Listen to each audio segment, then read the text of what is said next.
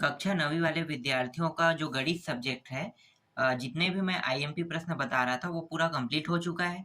तो कंप्लीट हो चुका है तो आप लोगों को अर्धवार्षिक पेपर की तैयारी करना है। तो इसके लिए मैं कुछ मॉडल पेपर दे देता हूँ, ठीक है? एक ही मॉडल पेपर दूंगा और इसमें बहुत सारे प्रश्न हैं।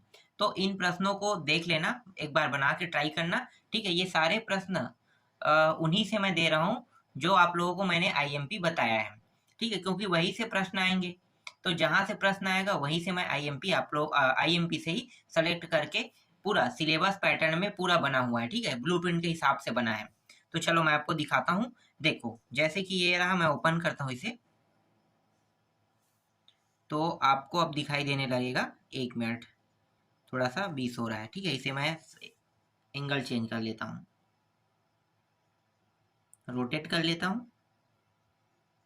1 मिनट, ये रहा, ठीक है? रोटेट करने के बाद अब मैं आपको दिखाता हूँ। यह अर्धवार्षिक पेपर का है। मैंने यहाँ पे पूर्णांक नहीं डाला है, ठीक है? ये पेपर बना रहा हूँ। अब आपके जब भी एग्जाम होगा आपका, तो वहाँ पे 50 नंबर के भी प्रश्न आ सकते हैं और 75 का भी आ सकता है। लेकिन प्रश्नों की संख्या अगर 50 नंबर का रहेगा तो 16 प्रश्न आपको देखने को मिलेगा, और अगर 75 नंबर का रहेगा तो 18 प्रश्न आपको देखने को मिलेगा। तो चलो मैं आपको दिखाता हूँ। इस तरह से देखो, यहाँ पे पूरा नियम कानून लिखा हुआ है। 1 नंबर के प्रश्न रहेगा जिसमें 15 प्रश्न रहेगा ना, 3 खंड में। 2 अंक के प्रश्न देखो यहाँ पे 2 से लेके 6 तक के रहेगा। प्रश्नों की संख्या 7 से 10 में 3 अंक के, 11 से 14 में 4 अंक के, 15 से 16 में 5 अंक के, और 17 से 18 में 6 अंक के प्रश्न रहेंगे। तो चलो मैं दिखाता हूँ। देखो, ये रहा पहला प्रश्न। देखो, मैंने यहाँ पे अपने यूट्यूब चैनल का लोगो भी डाल दिया, एनसीईआरटी स्कूल कोचिंग क्लासेस, ठीक है? पहला प्रश्न में देखो क्या कहा है। पहला प्रश्न है 65 का बीजांक होगा। कितना होगा भाई 65 का बीजांक? तो आप लोगों को पता चल गया क्या करना है, दोनों को जोड़ देना है। 5 दूनी 10 और 1 11, 11 हो गया। तो 11 भी बीजांक नहीं आया है। एक अंक प्राप्त करना है ना, इकाई का एक अंक। तो ये तो दहाई में है, तो 11 को फिर क्या करेंगे, एक और एक को फिर जोड़ेंगे, तो कितना हो जाएगा 2। तो देखो यहाँ पे उत्तर में आपको क्या लेना है, सी ऑप्शन को लेना है 2, ठीक है? आगे देखते हैं। इसके बाद देखो दूसरा प्रश्न क्या कहा है, बहुपद दिखाया हुआ ना, घात बताना है। सबसे अधिक घात किसमें, देखो 3 है ना, 103 घात। तो यहाँ पे आपको द लेना है इसमें। चौथा प्रश्न देखो, तीसरा प्रश्न देखो, 8 सही 2/3 का मान ज्ञात कीजिए। तो 8 को मैं 3 बार कर सकता हूँ, 2 2 2 बिल्कुल रख सकता हूँ। तो 2 का घात 3 हो गया, और 3 3 कट गया, बचा क्या 2। 1 मिनट, बचा क्या 2। तो 2 घात है तो 2 दूनी 4, तो 4 कहाँ पे भाई, ये रहा ब में। तो उत्तर आ जाएगा 4।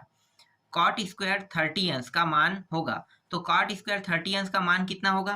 तो देखो, कॉट कॉट में 1 होता है और करनी 1/3 होता है ना, तो उसका वर्ग करेंगे क्या होगा, द होगा ना आंसर।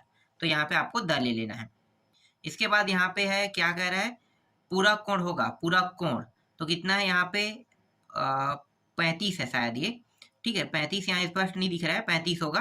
तो 35 होगा तो 90 होने के लिए कितने की आवश्यकता है, 55। तो 55 आंसर आ जाएगा, ठीक है? अक्सर पूरा कोण जैसे जितना लिखा रहता है उतना ही आता है। 35 है तो 35 आ जाता है उत्तर में, ठीक है? एक बार देख लेना। चलो आगे देखो, रिक्त स्थानों की पूर्ति है।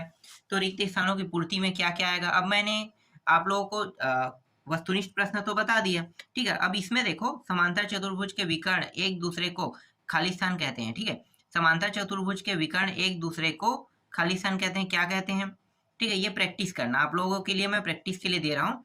तो सभी प्रश्नों का अगर मैं आप लोगों को उत्तर बताते रहूंगा तो आप लोग प्रैक्टिस नहीं करोगे, ठीक है? बाद में मैं उत्तर प्रोवाइड करा दूंगा, अभी फिलहाल प्रैक्टिस कर लो।